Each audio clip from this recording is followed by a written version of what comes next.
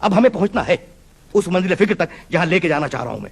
یہ عقل کا تقاضا یہ ہے اور منطق کا تقاضا یہ ہے کہ اس دنیا کے بعد ایک طویل دنیا ہو, اس دنیا کے بعد ایک لامحدود دنیا ہو جس میں ہمارے امتحان کا رزلٹ سنایا جائے اور ہماری عبادتوں کے نتیجے سامنے آئے. اور اس دنیا کا نام ہے دار آخرت. اس دنیا کا نام ہے دار آخرت. وَإِنَّ الدَّارَ الْآخِرَةَ لَهِيَ الْحَيَوَانُ. اصل حیات, اصل زندگی کیا ہے؟ آخرت کا گھر ہے, دار آخرت ہے. اگر یہ سمجھ لو تو تمہارے سارے مسائل حل ہو جائیں گے. تو آپ یقین فرمائیے گا کہ ہم آخرت کو مانتے ہیں, ہم قیامت کو مانتے ہیں. وہ جو قیامت کو نہیں مانتے ان کے پاس کوئی دلیل نہیں ہے. کہنے لگے قالو, یعنی عجیب و غریب آیت ہے. میں چاہ رہا ہوں کہ یہ آیت بھی ذہن نشین ہو جائے میرے سننے والوں کے. سورہ جاسیہ کی آیت ہے. قالو ما ہی الا حیاتنا الدنیا نموت و نحیا. وہ کہتے ہیں دہریے کہ ما ہی الا حیاتنا الدنیا, کوئی آخرت و آخرت نہیں ہے, بس یہی دنیاوی زندگی ہے.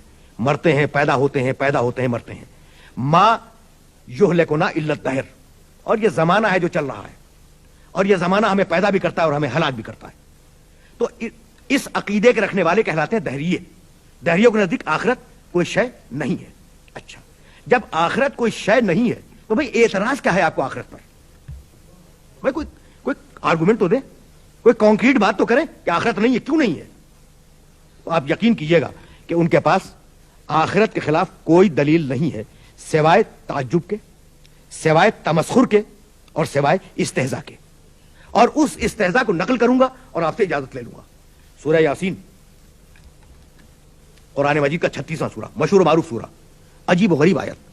وَضَرَبَ لَنَا مَثَلًا وَنَسِیَ خَلْقَهُ قَالَ وَمَنْ يُحْيِي الْعِظَامَ وَهِيَ رَمِيمٌ قُلْ يُحْيِيهَا الَّذِي أَنشَأَهَا أَوَّلَ مَرَّةٍ وَهُوَ بِكُلِّ خَلْقٍ عَلِيمٌ. دیکھیے گا سورہ یاسین صدر قرآن ہے اور اس سورہ مبارکہ کی آیت ہے. تو ذرا سی توجہ کیجیے گا. عقیدہ قیامت پر اور دار آخرت پر اعتراض کیا ہے وہ دیکھیں. ضرب لنا مثلا, وہ جو عقیدہ قیامت کو نہیں مانتا نا, اللہ اس کا ذکر کر رہا ہے. ضرب لنا مثلا, یہ ہمارے لیے مثل بیان کرتا ہے. اس منکر نے ہمارے لیے مثل بیان کی. وَنَسِیَ خَلْقَهُ, اور اپنی خلقت کو بھول گیا. قَالَ وَمَنْ يُحْيِي الْعِظَامَ وَهِيَ رَمِيمٌ, اور یہ کہہ رہا ہے کہ یہ گلی ہوئی اور سڑی ہوئی ہڈیاں جو قبروں میں ہیں انہیں کون زندہ کرے گا, انہیں کون زندہ کرے گا؟ قل, حبیب کہہ دو, یحییھا الذی انشأھا اول مرۃ, کہہ دو حبیب اسے وہی زندہ کرے گا جس نے انہیں پیدا کیا تھا, اسے وہی زندہ کرے گا جس نے انہیں پیدا کیا تھا.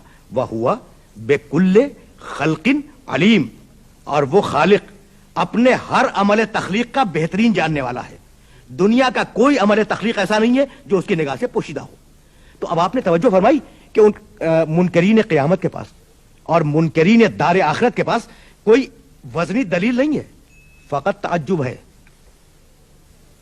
فقط تعجب ہے کہ بھائی جب یہ ہڈیاں گل جائیں گی, سڑ جائیں گی, یہ بوسیدہ ہو جائیں گی, انہیں زندہ کون کرے گا؟ تو تعجب ہی ہے نا.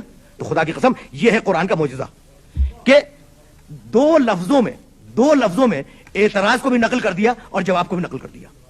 دو لفظ ہیں, نسیا خلقہ, اعتراض کرنے تو آ گیا بھائی, بہت توجہ رہے.